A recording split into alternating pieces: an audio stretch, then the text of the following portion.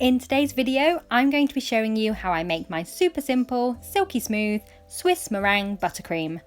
Wow, try saying that 5 times fast. You know what, I'm not even going to attempt it and embarrass myself. So Swiss meringue is lighter and less sweet than standard buttercream, and it's so smooth, it's unreal. It doesn't crust, so if you're looking for something a little bit more stable, stick with the standard buttercream, but for something a bit more fancy or decadent, you should definitely try this out.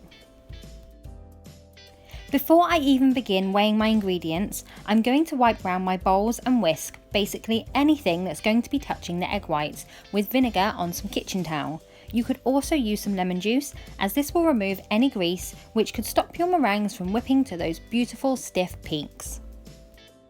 Firstly, I'm going to weigh out 180 grams of egg whites. A really good tip is to crack your eggs in a separate bowl one by one, just in case you break the yolk. That way you only have to throw away one egg instead of the whole batch. You can use whatever method works best for you, for example using the shells or a clean hand to carefully lift the yolk out. Just don't let any get in the mixture. Another little tip is to use a bit of the shell to scoop out any extra whites.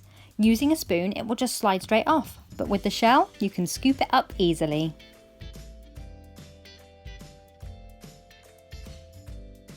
Next, I'm going to add in 300 grams of sugar. You can use granulated or caster, it doesn't matter. Pop this over a saucepan with about an inch of water. Just as long as the bowl doesn't touch the water, it will be okay. If your stand mixer bowl fits into the saucepan, you can do it straight in there.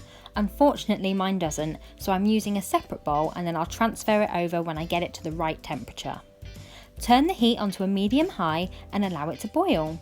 You can start to whisk your mixture together, and as you can see, it's very thick and stringy. This will become more watery as it heats up. As you can see, the water is now bubbling away beautifully. I'm going to turn my heat down to a medium-low, as I don't want to scramble my eggs, and I'm going to heat the mixture gently while whisking.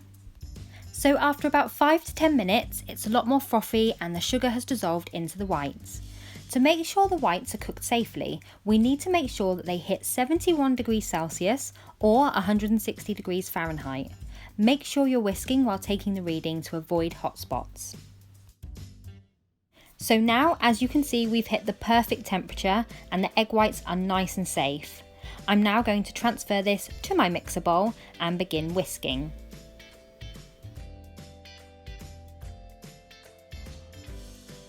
After about 10 to 15 minutes of whisking, you should have super stiff peaks and it should have cooled down to room temperature. If not, you can keep on whisking. If you do have stiff peaks but it's still a bit warm to the touch, pop it in the fridge for a bit to cool it down, just so we don't melt the butter when we add it in.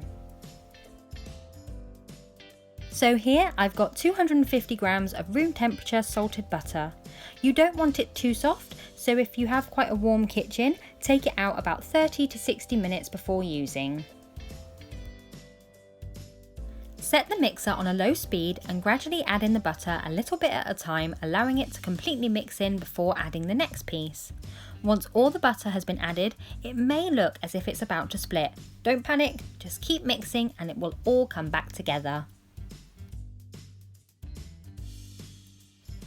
Now this has a lot of air that has been whipped into it, so what I like to do is to switch to a paddle attachment and continue beating just to get rid of some of that air.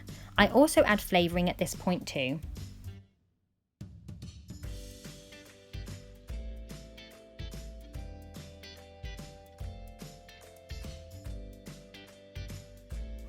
Now if you want super white buttercream, what you can do is add just a tiny drop of purple and it will counteract the yellow from the butter.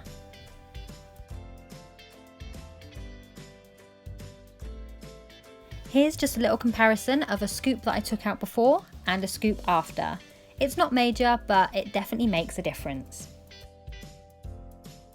If you're using this buttercream straight away, it will keep well on a covered cake or cupcakes for up to 1 to 2 days. If not, pop it into an airtight container and you can store it in the fridge for 5 days, or you can freeze it for up to 3 months. To use it again, simply bring it back to room temperature, give it a quick whip, and then use it as if it was fresh. I use this batch to top off my delicious gluten-free cupcakes. If you'd like to see that video, then please click the link above. Please do consider subscribing to my channel for more recipes, tips, tricks and cake decorating ideas.